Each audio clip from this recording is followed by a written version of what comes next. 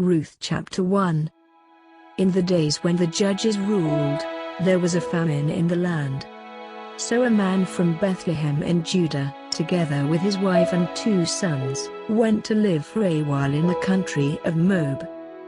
The man's name was Elimelech, his wife's name was Naomi, and the names of his 2 sons were Mahlon and Chilion. They were Ephrathites from Bethlehem, Judah. And they went to Moab and lived there. Now Elimelech, Naomi's husband, died, and she was left with her 2 sons. They married Moabite women, one named Orpah and the other Ruth. After they had lived there about 10 years, both Mahlon and Chilion also died, and Naomi was left without her 2 sons and her husband. When Naomi heard in Moab that the Lord had come to the aid of his people by providing food for them, she and her daughters-in-law prepared to return home from there. With her 2 daughters-in-law she left the place where she had been living and set out on the road that would take them back to the land of Judah. Then Naomi said to her 2 daughters-in-law, "Go back, each of you, to your mother's home. May the Lord show you kindness, as you have shown kindness to your dead husbands and to me. May the Lord grant that each of you will find rest in the home of another husband." Then she kissed them goodbye and they wept aloud and said to her, "We will go back with you to your people." But Naomi said, "Return home, my daughters. Why would you come with me? Am I going to have any more sons, who could become your husbands? Return home, my daughters, I am too old to have another husband. Even if I thought there was still hope for me, even if I had a husband tonight and then gave birth to sons, would you wait until they grew up? Would you remain unmarried for them? No, my daughters. It is more bitter for me than for you, because the Lord's hand has turned against me." At this they wept loud again. Then Orpah kissed her mother-in-law goodbye, but Ruth clung to her. "Look," said Naomi, "your sister-in-law is going back to her people and her gods. Go back with her." But Ruth replied, "Don't urge me to leave you or to turn back from you. Where you go I will go, and where you stay I will stay. Your people will be my people and your God my God. Where you die I will die, and there I will be buried. May the Lord deal with me, be it ever so severely, if even death separates you and me." When Naomi realized that Ruth was determined to go with her, she stopped urging her. So the 2 women went on until they came to Bethlehem. When they arrived in Bethlehem, the whole town was stirred because of them, and the women exclaimed, "Can this be Naomi?" "Don't call me Naomi," she told them. "Call me Mara, because the Almighty has made my life very bitter. I went away full, but the Lord has brought me back empty. Why call me Naomi? The Lord has afflicted me, the Almighty has brought misfortune upon me." So Naomi returned from Moab accompanied by Ruth the Moabite, her daughter-in-law, arriving in Bethlehem as the barley harvest was beginning. Ruth chapter 2. Now Naomi had a relative on her husband's side, a man of standing from the clan of Elimelech, whose name was Boaz. And Ruth the Moabite said to Naomi, "Let me go to the fields and pick up the leftover grain behind anyone in whose eyes I find favor." Naomi said to her, "Go ahead, my daughter." 3 So she went out, entered a field and began to glean behind the harvesters. As it turned out, she was working in a field belonging to Boaz, who was from the clan of Elimelech.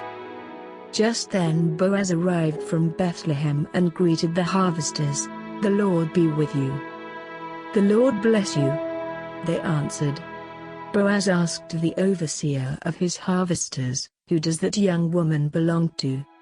The overseer replied, "She is the Moabite who came back from Moab with Naomi." She said, "Please let me glean and gather among the sheaves behind the harvesters." She came into the field and has remained here from morning till now, except for a short rest in the shelter. So Boaz said to Ruth, "My daughter, listen to me. Don't go and glean in another field, and don't go away from here. Stay here with the women who work for me. 9. Watch the field where the men are harvesting, and follow along after the women. I have told the men not to lay a hand on you. And whenever you are thirsty, go and get a drink from the water jars the men have filled." At this, she bowed down with her face to the ground. She asked him, "Why have I found such favor in your eyes that you notice me, a foreigner?" Boaz replied, "I've been told all about what you have done for your mother-in-law since the death of your husband. How you left your father and mother and your homeland and came to live with a people you did not know before. May the Lord repay you for what you have done. May you be richly rewarded by the Lord, the God of Israel, under whose wings you have come to take refuge. May I continue to find favor in your eyes, my Lord," she said. "You have put me at ease by speaking kindly to your servant, though I do not have the standing of one of your servants."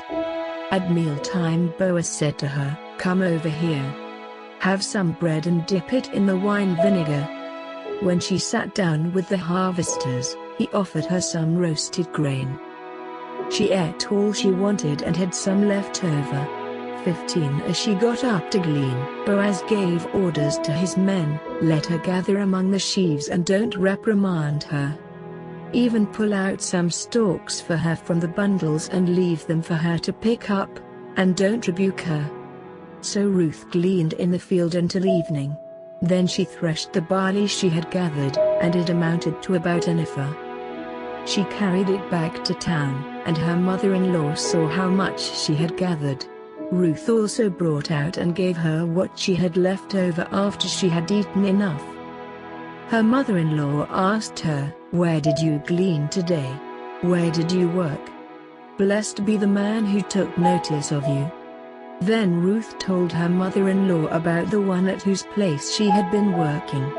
"The name of the man I worked with today is Boaz," she said. "The Lord bless him." Naomi said to her daughter-in-law, "He has not stopped showing his kindness to the living and the dead." She added, "That man is our close relative, he is one of our guardian redeemers." Then Ruth the Moabite said, "He even said to me, 'Stay with my workers until they finish harvesting all my grain.'" Naomi said to Ruth her daughter-in-law, "It will be good for you, my daughter, to go with the women who work for him, because in someone else's field you might be harmed." So Ruth stayed close to the women of Boaz to glean until the barley and wheat harvests were finished. And she lived with her mother-in-law. Ruth chapter 3. One day Ruth's mother-in-law Naomi said to her, "My daughter, I must find a home for you, where you will be well provided for. Now Boaz, with whose women you have worked, is a relative of ours. Tonight he will be winnowing barley on the threshing floor. Wash, put on perfume, and get dressed in your best clothes. Then go down to the threshing floor, but don't let him know you are there until he has finished eating and drinking. When he lies down, note the place where he is lying. Then go and uncover his feet and lie down. He will tell you what to do." "I will do whatever you say," Ruth answered. So she went down to the threshing floor and did everything her mother-in-law told her to do. When Boaz had finished eating and drinking and was in good spirits, he went over to lie down at the far end of the grain pile. Ruth approached quietly, uncovered his feet and lay down. In the middle of the night something startled the man. He turned and there was a woman lying at his feet. "Who are you?" he asked. "I am your servant Ruth," she said.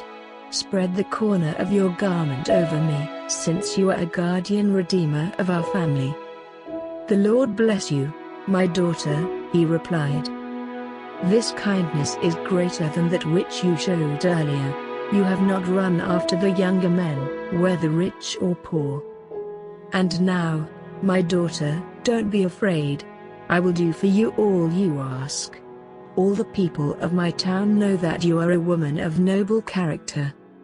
Although it is true that I am a guardian redeemer of our family, there is another who is more closely related than I. Stay here for the night, and in the morning if he wants to do his duty as your guardian redeemer, good.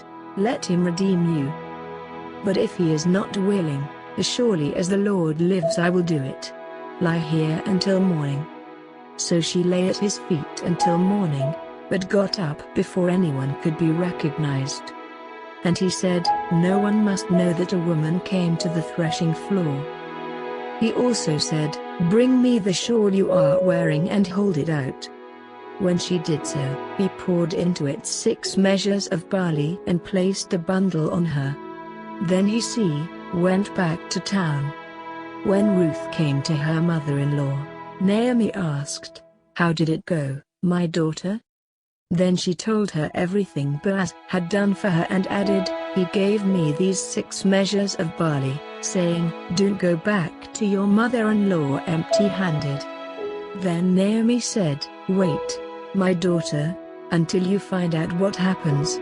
For the man will not rest until the matter is settled today. Ruth chapter 4. Meanwhile Boaz went up to the town gate and sat down just as the guardian redeemer he had mentioned came along.